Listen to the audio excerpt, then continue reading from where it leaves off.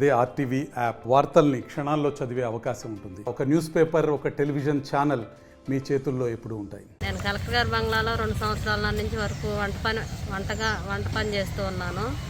అయితే సార్ మమ్మల్ని శివశంకర్ సార్ మమ్మల్ని ఆబ్కాస్ జాబ్లో రాశారు. ఒక 4-5 నెలలు శాలరీ లేకుండా కూడా చేసాము ఎంతో నమ్మకంగా. చేసినప్పటికీ వీళ్ళు మనకి నమ్మకంగా చేస్తూ ఉన్నారని చెప్పేసి మమ్మల్ని ఆబ్కాస్లో పలు మండలాల్లో మా పేర్లు రాయడం జరిగింది. ఆ జరిగినప్పటికీ సంవత్సరం క్రితం జానీ భాష అనే అతను అక్కడ సీసీగా వచ్చాడు. వచ్చి మమ్మల్ని ఎంతో ఇబ్బంది పెడుతూ ఉన్నాడు. అతని వల్ల మేము చాలా బాధపడుతూ ఉన్నాను. అతను మానసికంగా నన్ను లైంగికంగా నేను కలెక్టర్ గారి బంగ్లాలో వంట చేస్తూ ఉంటాను. ఇప్పుడు గత నెల నుంచి కూడా నన్ను వర్క్ ఆపేశారు. గత 6 నెలల నుంచి నన్ను హింసించడం జరుగుతుంది. తనకు నచ్చినట్టు ఉండాలని, తనకు టీలు కాఫీలు ఆఫీస్ రూమ్కి తీసుకురమ్మని చెప్పేసి నన్ను ఎంతో ఇబ్బంది పెడుతూ, ఆ టీ కాఫీ ఇచ్చినప్పుడు నా చేయి తాగటం వల్ల చేయి పట్టుకొని లాగటం అలా ఇలా ఇబ్బందికరంగా చేస్తూ ఉన్నాడు. నీకు రూమ్ బుక్ చేశాను, నువ్వంటే నాకు ఇష్టం అని చెప్పేసి వేధిస్తూ ఉన్నాడు. అయినా ఆయనకు నేను లొంగనందువల్ల మమ్మల్ని ఉద్యోగం నుంచి తొలగించాడు.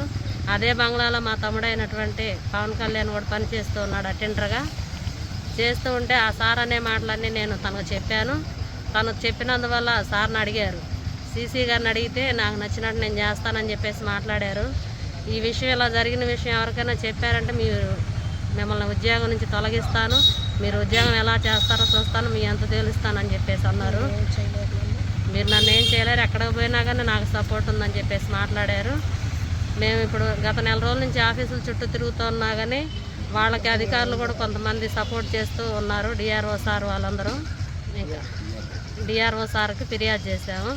సార్ మమ్మల్ని రాతపూర్వకంగా లెటర్ ఇవ్వమన్నారు. ఆ లెటర్ ఇచ్చి కూడా 10 రోజులు అవుతున్నా కానీ ఇంతవరకు మాకు ఏ విషయం కూడా స్పందించలేదు. మమ్మల్ని గత నెల రోజుల నుంచి ఉద్యోగం ఆపేశారు, మాకు వచ్చే శాలరీ కూడా ఆపేశారు. మేము ఎంతో నమ్మకంగా చేస్తున్నప్పటికీ గతంలో కలెక్టర్ శివశంకర్ సార్ కూడా మాకు నమ్మకంగా చేస్తూ వర్క్లో కూడా సిన్సియర్గా చేస్తున్నాం అని చెప్పేసి మాకు అవార్డు కూడా ఇవ్వడం జరిగింది. అలా చేసి ఆ సార్ ఎప్పుడైతే ఉద్యోగపరంగా వేరే చోటకు ట్రాన్స్ఫర్ వెళ్ళిపోయారో అప్పటి నుంచి మమ్మల్ని ఉద్యోగం ఆపేసి తనకు నచ్చినట్టు మాట్లాడుతున్నారు. ఇప్పటికైనా మీరు నన్ను నమ్ముకుంటే మీ తమ్ముడికి, ఇంకో శివ అని అతనికి, మీకు ముగ్గురికి నేను పోస్టులు ఇస్తాను, నువ్వు ఇప్పుడైనా ఒప్పుకో, లేట్ అయింది ఏం లేదని చెప్పేసి బెదిరిస్తూ ఉన్నారు. అట్లా చేసి అందువల్ల మేము కలెక్టర్ సార్కి అదేవిధంగా ఎస్పీ మేడం గారికి ఈ విషయం తెలియపరచాలని చెప్పేసి ఈరోజు ఇక్కడికి రావడం జరిగింది. మరిన్ని వీడియోస్ కోసం ఛానల్ ని సబ్స్క్రైబ్ చేయండి. లేటెస్ట్ అప్డేట్స్ కోసం వాట్సాప్ ఛానల్ ని ఫాలో చేయండి. అండ్ లింక్ డిస్క్రిప్షన్ లో ఉంది.